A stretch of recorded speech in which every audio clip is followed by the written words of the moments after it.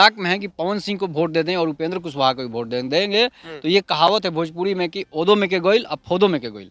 इसका मतलब देना है तो फिर पवन सिंह के टोटल वोट जाना चाहिए या नहीं तो फिर उपेंद्र कुशवाहा को ही जाना चाहिए। अब ओदो में के गोइल फोदो में गइल। और एक और कहावत है कि मांग बचावे गईनी कोख गंवा गईनी, वही और यही उपेंद्र कुशवाहा हैं जो ईडब्ल्यूएस स्वर्णों के लिए जो रिजर्वेशन मिल रहा था आर्थिक आधार पर, ईडब्ल्यूएस उसका ये विरोध किया था। सबसे हॉट चुनाव सीट जो कि बना हुआ है काराकाट लोकसभा, जहां से कि पवन सिंह एज ए निर्दलीय कैंडिडेट के तौर पे उन्होंने अपनी उम्मीदवारी पेश की है। पवन सिंह के एक बहुत ज़्यादा बड़े फैन है, बड़े तबके के फैन है, हमारे साथ हैं जो है।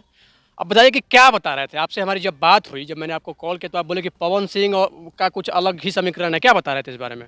देखिए, पवन सिंह जो हैं भोजपुरी के पावर स्टार माने जाते हैं बिल्कुल। और हम आपको बता रहे हैं कि पवन सिंह जहां से चुनाव लड़ रहे हैं वो हॉट सीट बन चुका है। जैसे कि काराकाट का लोग पहले नाम भी नहीं जानते थे और पवन सिंह के आने से काराकाट का लोग नाम जान रहे हैं। और जो भी जनता है उनसे हम यही कहेंगे कि जो लोग जो है फिराक में है कि पवन सिंह को वोट दे दें और उपेंद्र कुशवाहा को भी वोट देंगे। तो ये कहावत है भोजपुरी में कि ओदो में के गोइल अब फोदो में के गोइल। इसका मतलब ये है कि अगर जैसे नौजवान जो हैं वो पवन सिंह को वोट कर रहे हैं और बुजुर्ग जो हैं वो उपेंद्र कुशवाहा को वोट कर रहे हैं, तो उन लोगों को अब ये तालमेल बैलेंस बना के रहना चाहिए कि या तो देना है तो फिर पवन सिंह के टोटल वोट जाना चाहिए या नहीं तो फिर उपेंद्र कुशवाहा को ही जाना चाहिए। अगर नहीं जाता है तो फिर कहावत वही पर चरितार्थ होगा कि ओदो में के गइल फोदो में गइल। और एक और कहावत है कि मांग बचावे गईनी कोख गंवा गईनी, वही चीज़ हो जाएगा और काराकाट के लोगों को फिर इसका खमियाजा भुगतना पड़ेगा और विपक्ष का जो नेता है वो जीत जाएगा।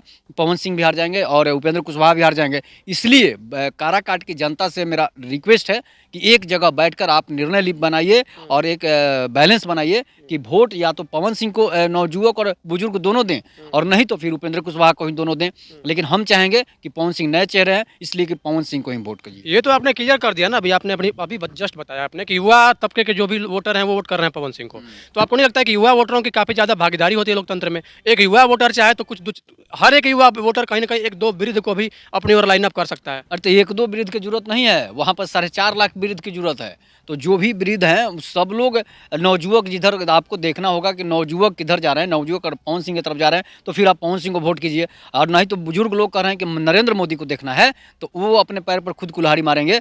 इसलिए कि पवन सिंह को वोट कीजिएगा तो पवन सिंह नया चेहरा है और यही उपेंद्र कुशवाहा हैं जो ईडब्ल्यूएस स्वर्णों के लिए जो रिजर्वेशन मिल रहा था आर्थिक आधार पर, ईडब्ल्यूएस उसका ये विरोध किया था। कौन? उपेंद्र कुशवाहा ने। तो अगर उपेंद्र कुशवाहा ने स्वर्णों का ईडब्ल्यूएस का विरोध किया था तो फिर स्वर्ण किसका मुंह देख रहे हैं? फिर मोदी का मुंह नहीं देखना है, फिर पवन सिंह को देखना है। पवन सिंह को आपको वोट देना तो पड़ेगा। समझाना पड़ेगा वैसे वोटरों को ना, लेकिन उनका साफ साफ रुझान है कि मोदी ने जितने भी फायदे दिए हैं देश को, उन फायदों को देखते हुए हम मोदी के चेहरा को देखते हुए वोट करेंगे। उपेंद्र कुशवाहा से हमें कुछ लेना देना ही नहीं है। तो फिर आप कहीं के नहीं रह जाइएगा, ना तो फिर पवन सिंह को जिता पाएंगे या ना उपेंद्र कुशवाहा को जिता पाएंगे। तो निर्णय आप लोगों को लेना है और इसके लिए आप वहाँ के जितने भी वोटर हैं, काराकाट की जनता, उनको निर्णय लेना पड़ेगा। उनको एक जगह बैठ के और ये निर्णय लेना पड़ेगा, निर्णय करना पड़ेगा कि आपको किधर वोट देना है। अगर हम तो यही कहेंगे कि ज़्यादा बेटर रहेगा कि पवन सिंह नया चेहरा है और पवन सिंह नया चेहरा है तो पवन सिंह को वोट करना चाहिए। नहीं, पब्लिक ओपिनियन हमने वहाँ पे किया था कई बार जाके, वहाँ दो तरह के वोटर हैं। कुछ लोग तो बोलते हैं कि पवन सिंह को वोट करना है, लेकिन जब कैमरा उनके पास जाता है तो वो बोलते हैं उपेंद्र कुशवाहा को वोट देना है क्योंकि पवन सिंह निर्दलीय कैंडिडेट हैं। तो जब पवन सिंह निर्दलीय कैंडिडेट आ रहे हैं तो बीजेपी फिर उनको नेगलेक्ट क्यों कर दी? बीजेपी नेग्लेक्ट कर दी कि बीजेपी स्वर्णों के साथ धोखा करते आई है। आप देख लीजिएगा इस बार जो चुनाव फिर भी स्वर्ण वोट देते हैं ना। जो आरएसएस के एजेंडे पर चलकर आरएसएस के बदौलत जो है बीजेपी सरकार बनाई थी और इस बार नरेंद्र मोदी और अमित शाह ने आरएसएस को ही अलग कर दिया। बीजेपी के कोर वोटर जो हैं वो तो स्वर्ण ही है। स्वर्ण वोटर हैं, बीजेपी के कोर वोटर हैं, लेकिन पवन सिंह को भी तो स्वर्ण है, पवन सिंह को भी तो देखना चाहिए था। फिर आप टिकट देकर छीने क्यों? इसलिए स्वर्ण वोटर नाराज हैं और स्वर्ण वोटर जो हैं पूरे भारत के नाराज हैं। एक बात आप समझ लीजिए, ये असर पड़ रहा है बीजेपी पर। इस बार मैं आपको बता रहा हूँ कि चाहे वो ब्रजेश सिंह का टिकट काटना हो, चाहे ब्रिजभूषण सिंह का टिकट काटना हो, चाहे पवन सिंह का। बीजेपी कितना सीट लेके आ रही है इस बार? बीजेपी जो है इस बार 400 नहीं आएगा। तो 400 नहीं होगा, लेकिन 400 पार का उनका जो नारा है वो फ्लॉप हो जाएगा।